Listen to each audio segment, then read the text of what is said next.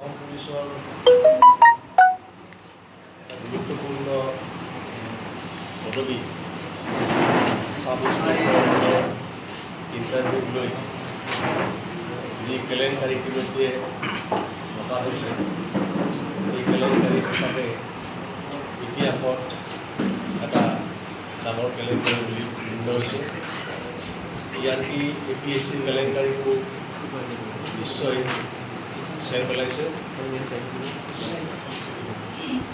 আৰু যিটো পদবী স্বয়ং গৃহ বিভাগৰ অন্তৰ্গত আৰু যি গৃহ বিভাগৰ দায়িত্বত মুখ্যমন্ত্ৰী আছে এই বিভাগৰ এনেধৰণৰ কেলেংকাৰী হোৱাটো অতিকৈ দুৰ্ভাগ্যজনক। আৰু এই SI পদৰ কাৰণে নিযুক্তি বোৰ্ডৰ যিগৰাকী চেয়াৰমেন তেখেতে ইতিমধ্যে পদত্যাগ কৰা বুলি আমি জানিব পাৰিছোঁ। গতিকে এগৰাকী চেয়াৰমেনে পদত্যাগ কৰিবলগীয়া হোৱা কিমান গুৰুত্বপূৰ্ণ কেলেংকাৰী সেইটো ইয়াৰ দ্বাৰা প্ৰমাণিত হৈছে। আৰু চাওক, এই ইণ্টাৰভিউ দিবৰ কাৰণে অসমৰ লাখ লাখ নিবনুৱাই কষ্ট কৰি পঢ়া শুনা কৰিছিল আৰু এই ইণ্টাৰভিউ দিবলৈ অসমৰ ইমূৰৰ পৰা সিমূৰলৈ গাঁঠিৰ ধং ভাঙি ইণ্টাৰভিউ দিবলৈ আহিছিল। কিন্তু এই ইণ্টাৰভিউ কিমান ধৰণৰ হ'ল তাক সকলোৱে জানে। আৰু ইয়াৰ দ্বাৰা এই যে অসমৰ লাখ লাখ নিবনুৱা যুৱক যুৱতী আছে তেখেতসকলৰ মনত এটা হতাশাৰ ভাৱ আহিছে যে ইণ্টাৰভিউবিলাক যদি এনেকৈ হয় তেনেহ'লে তেওঁলোকৰ চাকৰি যিবিলাকে সঁচাকৈ পঢ়া শুনা কৰি পেলাই ইণ্টাৰভিউ দি চাকৰিৰ কাৰণে আবেদন নিবেদন কৰে তেখেতসকলৰ জীৱনত কেতিয়াও চাকৰি নহ'ব বুলি তেখেতসকলৰ এটা মনত ধাৰণা হৈছে। গতিকে আমি পুনৰ দোহাৰিছোঁ, ইতিমধ্যে আমাৰ অসম প্ৰদেশ কংগ্ৰেছ কমিটিৰ সভাপতি ৰিপুণ বৰা ডাঙৰীয়াই কৈছে যে CID যি অনুসন্ধান হৈ আছে এই অনুসন্ধানত আমি সন্তুষ্ট নহয়। অসম প্ৰদেশ কংগ্ৰেছ কমিটিয়ে ইতিমধ্যে দাবী জনাইছে যে হাইকোৰ্টৰ এগৰাকী ছিটিং জাজৰ জৰিয়তে এই সমগ্ৰ বিষয়টো অনুসন্ধান কৰিব লাগে। আৰু এই ইণ্টাৰভিউ বৰ্ডৰ যিগৰাকী চেয়াৰমেন প্ৰদীপ কুমাৰ তেখেতে নিজে এটা ইণ্টাৰভিউত কৈছে যে দিবন ডেকা তেখেতে নিজে CID হাতত গতাই দিছিল। প্ৰমাণ নাই বুলি এই দিবন ডেকাক মুকলি কৰি দিয়া হ'ল আৰু তেওঁ মুকলি কৰি দিয়াৰ পিছত তেওঁ আত্মগোপন কৰিছে।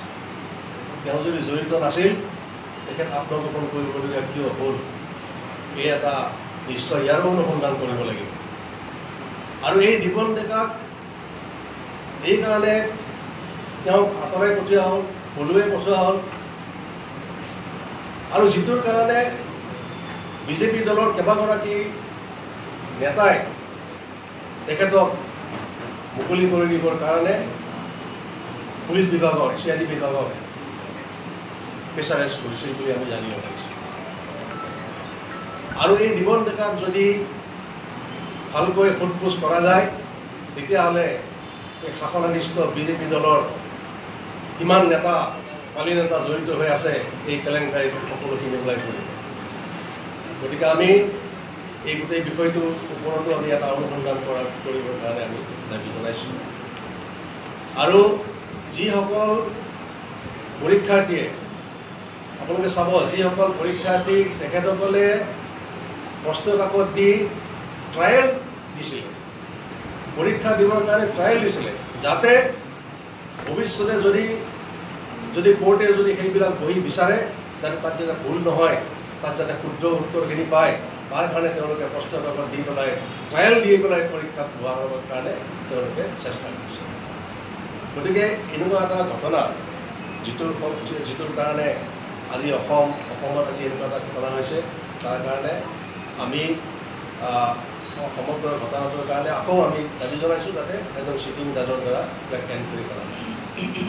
আৰু বাকীখিনি কথা মোৰ সতীৰ্থ আমাৰ দিলীপ শৰ্মা ডাঙৰীয়া ঠিকাদাৰ এগৰাকী মুখপাত্ৰ তেখেতক অলপমান বিস্তৃতভাৱে গোটেই কথাখিনি আলোকপাত কৰিবলৈ মই অনুৰোধ জনাইছোঁ।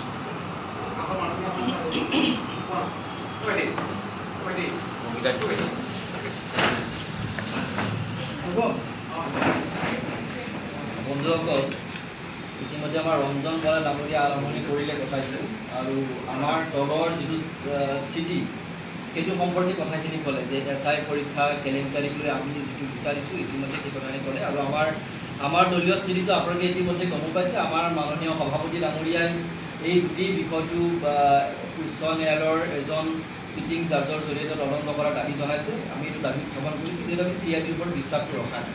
ইয়াত আমি কেইটামান এতিয়া প্ৰশ্ন কৰিছোঁ। ইতিমধ্যে এই কথাবোৰ ব্যাপক হাৰত সকলোপিনে ওলাই গৈছে। মিডিয়াইও আপোনালোকে মিডিয়াই এইটো এটা গুৰুত্বপূৰ্ণ ভূমিকা লৈছে আমি দেখিছোঁ। অসমৰ মিডিয়াই এইটো খুব পজিটিভ এটা ইতিবাচক আৰু এটা গঠনমূলক দিশত এই বিষয়টো কিন্তু লৈ গৈছে যাতে এনেকুৱা ধৰণৰ ঘটনাবোৰ ভৱিষ্যতে নঘটে।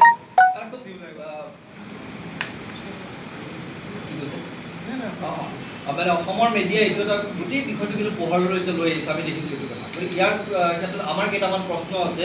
আমি অসমৰ মুখ্যমন্ত্ৰী ডাঙৰীয়াক কেইটামান প্ৰশ্ন কৰিম এই বিষয়টোক কেন্দ্ৰ কৰি, কাৰণ তেখেতে বাৰে বাৰে কৈ আছে স্বচ্ছ নিকা প্ৰশাসন, দুৰ্নীতিমুক্ত প্ৰশাসন, শূন্য সহনশীলতা, এইবোৰ তেখেতৰ মুখত আখৈ ফুটালি ফুটে। যেতিয়াই যি মিটিং যি সভা সমিতি হয় তেখেতৰ এই কথাবোৰ কিন্তু আমি বাৰে বাৰে শুনো।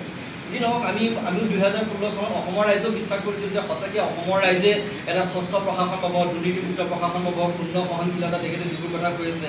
কিন্তু তেখেতৰ কাৰ্যকালত যোৱা 4.5 বছৰত যদি আপোনালোকে চায়, মই অন্যান্য ক্ষেত্ৰবোৰত বাদ দিম, নিযুক্তি বিষয়ক যিবোৰ হৈ গৈছে, যিকেইটা বিভাগে পৰীক্ষাবোৰ অনুষ্ঠিত কৰিলে আপোনালোকে সেই ফলাফলবোৰ বা সেই বিভাগকেইটালৈকে চালে আপোনালোকে লক্ষ্য কৰিব তেখেতৰ সেই গোটেইখিনি প্ৰতিশ্ৰুতি যে অসাৰ প্ৰতিপন্ন হৈছে, ধোৱা চামত উঠিছে, তেখেতৰ শূন্য সহনশীলতা সেইটো কিন্তু প্ৰমাণ হৈ গ'ল। এইটো আমি ক'বলগীয়া, আমি বিৰোধী দল হিচাপে কোৱা নাই, অসমৰ মিডিয়া, অসমৰ সচেতন নাগৰিকসকলে এই কথাটো কিন্তু ইতিমধ্যে উপলব্ধি কৰিছে।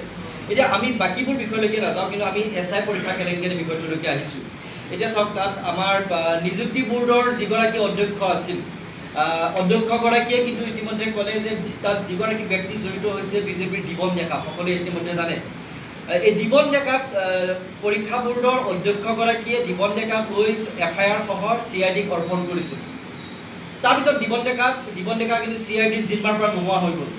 এতিয়া দিবন ডেকাক কোনে পঠিয়াই দিলে তাৰ পৰা, কি কাৰণত দিবন ডেকা CIDৰ জিম্মাৰ পৰা নোহোৱা হৈ গ'ল, কিয় দিবন ডেকাক তেনেকৈ জেৰা নকৰিলে, এই প্ৰশ্নবোৰ কিন্তু বৰ গুৰুত্বপূৰ্ণ কথাত জড়িত হৈ আছে। কাৰণ এনেকুৱা হৈছে নেকি, আমাৰ সন্দেহ ঘনীভূত হৈছে যে দিবন ডেকাক যদি জেৰা কৰা হয়, দিবন ডেকাক যদি সকলো কথা কোৱা হয়, ইয়াত ৰৌ বৰালি এতিয়া কথা নহয়, এতিয়া তিমি হাংগৰৰ কথা আহি গৈছে। এইবোৰ হৈছে সকলো পুথি খলিহনা।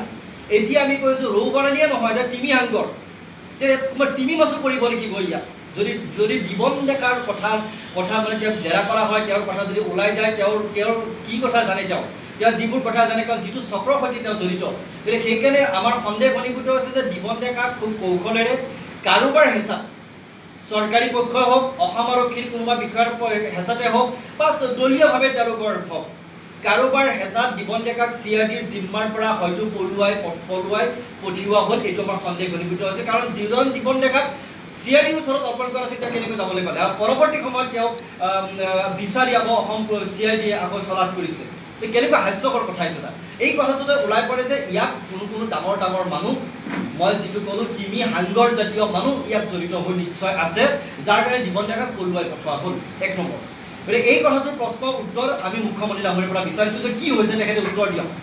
2 নম্বৰ কথাটো আহিব, ইয়াত চাওক, দিবন ডেকাই যিবিলাক কাম কাজ কৰিছিল ইতিমধ্যে এইবোৰ কথা মিডিয়াত প্ৰকাশ হৈ গৈছে। আৰু দিবন ডেকাৰ কয়লাৰ ব্যৱসায় কৰিছিল, নাগালেণ্ডৰ পৰা কয়লা আনিছিল, এই কথাবোৰ ওলাই গৈছে। দিবন ডেকাৰ কয়লাৰ ব্যৱসায়িক পাৰ্টনাৰ আছিল ডিব্ৰুগড় আছুৰ এগৰাকী প্ৰাক্তন নেতা ফুকন উপাধিধাৰী। আপোনালোকে হয়তো ধৰিব পাৰিছে বা সকলোৱে জানে। সেই ফুকন বোলাজনকে হয়তো পৰৱৰ্তী সময়ত ডিব্ৰুগড়ত হয়তো তেওঁলোকে প্ৰাৰ্থী হিচাপেও প্ৰক্ষেপ কৰিছিল ডিব্ৰুগড় বিধানসভা সমষ্টিৰ কাৰণে। এই গোটেই কথাবোৰ কিন্তু এতিয়া ওলাই গৈছে, বৰ আমি কোৱা কথা নহয়। আৰু সেই ফুকন বোলাজন কাৰ ঘনিষ্ঠ সেইটো কথা আপোনালোকে জানে।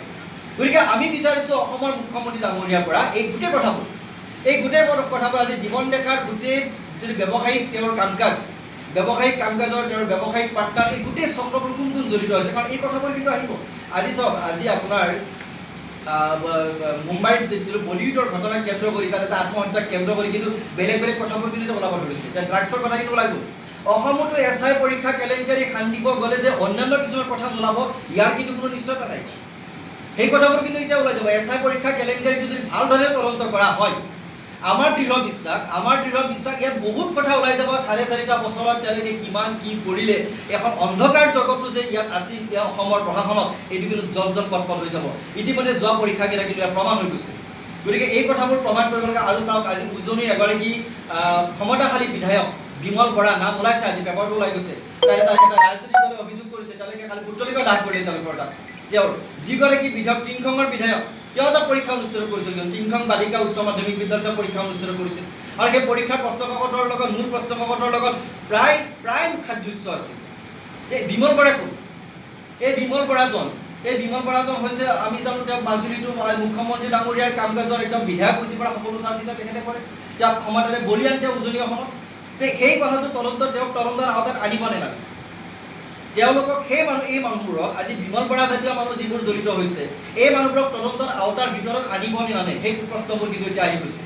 নে তেওঁলোকে বাহিৰতে থাকিব, নে তেওঁলোকে সদায় এটাই উত্তৰ দিব যে আমি ৰাজনৈতিক আক্ৰোশৰ বলি হৈছোঁ, আমাক ৰাজনৈতিকভাৱে আক্ৰমণ কৰা আছে, এনেকুৱা এটা প্ৰশ্নৰ উত্তৰ দিয়ে তেওঁলোক সাৰি যাবগৈ নেকি? এই কথাবোৰতো ওলাইছে। গতিকে আমাৰ দাবী যে এই সমস্ত এই গোটেই বিষয়বোৰ তদন্ত কৰিবৰ কাৰণে আমাৰ ৰঞ্জন বৰাই ডাঙৰীয়াই কৈছে, আমাৰ সভাপতি মহোদয়ে কৈছে যে আমাৰ CID তদন্তত আমাৰ কিন্তু বিশ্বাস নাই। এইকাৰণে বিশ্বাস নাই যে CIDও পুলিচৰ, অসম আৰক্ষীও কৰিছে, অসম আৰক্ষীৰ ফালৰ পৰা এই ঘটনাটো ঘটিছে। আৰু দিবন ডেকাৰ যিটো ফেচবুক পোষ্ট, তাত এটা কথা উল্লেখ কৰিছে, আপোনালোকে সকলোৱে দেখিছে হয়তো এই ফেচবুক পোষ্টটো, যে অসম আৰক্ষীৰ একাংশ অসৎ বিষয় বুলি উল্লেখ কৰিছে। আপোনালোকে দেখিছে চাগে। গতিকে তাৰমানে কি, অসম আৰক্ষীৰ কোনো শীৰ্ষ বিষয় যে জড়িত হৈছে দিবন ডেকাৰ কথাই প্ৰমাণ কৰিছে। সেইকাৰণে তেওঁক আঁতৰাই পঠিওৱা হ'ল নেকি? সেইকাৰণে তেওঁক পলুৱাই পঠোৱা হ'ল নেকি CID জিম্মাৰ পৰা? এই বিভিন্ন প্ৰশ্নগুলো উত্থাপিত হৈছে, যিবোৰ প্ৰশ্নৰ উত্তৰ অসমৰ মুখ্যমন্ত্ৰী ডাঙৰীয়াক পূৰ্ণ সহনশীলতা কথা ক'লেই নহ'ব, স্বচ্ছ আৰু নিকা প্ৰশমনৰ কথা তেখেতে মুখেৰে ক'লেই নহ'ব, তেওঁ প্ৰমাণ কৰি দিব লাগিব। প্ৰমাণ কৰি দিব লাগিব অসমৰ ৰাইজৰ ওচৰত যে মই পূৰ্ণ সহনশীলতা বিশ্বাস কৰোঁ, মই স্বচ্ছ আৰু নিকা প্ৰশাসনক বিশ্বাস কৰোঁ। গোটেই চক্ৰক তেওঁ যদি উৎখাত কৰিব নোৱাৰে, তেওঁ যদি অসমৰ ৰাইজৰ সন্মুখত গোটেই চক্ৰটো চিনাক্ত কৰি দিব নোৱাৰি তদন্তৰ জৰিয়তে, অসমৰ ৰাইজে তেওঁৰ কথা কিন্তু বিশ্বাস নকৰে এতিয়া। কাৰণ তেওঁ প্ৰমাণ কৰি দিব লাগিব, অকল মুখেৰে কথা ক'লে নহ'ব। এই প্ৰশ্নবোৰ কিন্তু এতিয়া উত্থাপিত হৈছে। আজি অকল সেয়াই নহয়, দিবন ডেকাৰ বিষয়টো আকৌ আমি ক'ব লৈছোঁ, তেওঁৰ পত্নীৰ চাকৰি সম্পৰ্কিত প্ৰশ্ন উত্থাপিত হৈছে। জনসংযোগ বিভাগত চাকৰি কৰে, তাত এটা কি পোষ্ট আছিলে? পোষ্টটো circulation manager, advertising circulation manager, বোধহয় এটাই পদবী আছিল, এটাই পোষ্ট আছিল। সেই পোষ্টত এপ্লাই কৰি তাত তেওঁ ক'ৰ পৰা চাৰ্টিফিকেটখন লৈছিল, প্ৰমাণ পত্ৰখন ক'ৰ পৰা লৈছিল? সকাল বেলাৰ পৰা লৈছিল। চাৰদাৰ, যি চাৰদাৰ নাম শুনিলে তাৰ সময়ত মুখ্যমন্ত্ৰী হোৱাৰ পূৰ্বে আমাৰ সৰ্বানন্দ সোণোৱালে হাতটিল মাৰিছিল। সেই চাৰদাৰ মানে এখন পেপাৰৰ, যিখন পেপাৰ মাত্ৰ 1.5 বছৰ হৈছিল, তেওঁ বোলে 7 বছৰতে বোলে তাত দিছে, প্ৰমাণ পত্ৰ দিছে 7 বছৰ কাম কৰা বুলি। এই কথাবোৰতো ওলাইছে। এই কথাবোৰ তদন্তৰ ভিতৰত কিয় নাহে? যে তেওঁৰ পত্নীক তাত চাকৰি দিলে অনিয়মেৰে, সেইটো প্ৰমাণ হৈ গ'ল। আৰু এই বিষয়টোত কোন জড়িত আছে, এই বিষয়টোত কোন, আৰু এটা কথা আপোনালোকে মন কৰক, 2টা বিভাগ, জনসংযোগত যিটো কেলেংকাৰী হৈছিল পূৰ্বতে, নিযুক্তি কেলেংকাৰী, গৃহ বিভাগ 2টা মুখ্যমন্ত্ৰী ডাঙৰীয়া প্ৰত্যক্ষ তত্ত্বাৱধানত আছে। আটাইতকৈ ডাঙৰ কথাটো হৈছে তাত যে মুখ্যমন্ত্ৰী ডাঙৰীয়াৰ প্ৰত্যক্ষ তত্ত্বাৱধানত 2টা বিভাগ আছে। মুখ্যমন্ত্ৰী ডাঙৰীয়াৰ কোনোবা সোঁৱে বাৱে থকা মানুহবোৰ ইয়াত জড়িত হৈ গৈছে নেকি? মুখ্যমন্ত্ৰী ডাঙৰীয়াৰ সোঁৱে বাৱে থকা তেওঁৰ কাৰ্যালয়ত থকা কোনোবা ক্ষমতাশালী চক্ৰ এই বিষয়বোৰত জড়িত হৈ গৈছে নেকি, যাৰ ফলত এই কথাবোৰ বাৰে বাৰে গাঁতি ৰখা হৈছে? সেই কথাবোৰ কিয় তদন্ত কৰা নহ'ল? আনকি জ্যোতিৰ্ময় চক্ৰৱৰ্তী এগৰাকী সৎ দক্ষ আৰক্ষী বিষয়া, আমি সকলোৱে জানো, তেওঁৰ প্ৰতিবেদনখন কি হ'ল? জনসংযোগৰ বিষয়টো যেতিয়া তদন্ত কৰিবলৈ দিয়া হৈছিল, তেওঁ এখন প্ৰতিবেদন তাত দাখিল কৰিছিল। সেই প্ৰতিবেদন কাৰ নাম আছিল? সেই প্ৰতিবেদন পিছত এলাগী হ'ল, পিছত হয়তো সেই শীৰ্ষ বিষয়াগৰাকীয়ে কেন্দ্ৰীয় চৰকাৰৰ ডেপুটেশ্যন যাবলৈ বাধ্য হ'ল। এই কথাবিলাক কিন্তু এতিয়া উত্থাপিত হৈছে। এই কথাবোৰ আমি কিন্তু এই কথাবোৰ পৃথককৈ আমি চালে নহ'ব। এই কথাবোৰৰ লগত সমগ্ৰ বিষয়টো জড়িত হৈ গৈছে, যে সমগ্ৰ বিষয়টোত এই এটা নিযুক্তি কেলেংকাৰী অসমত সংঘটিত হৈ আছে।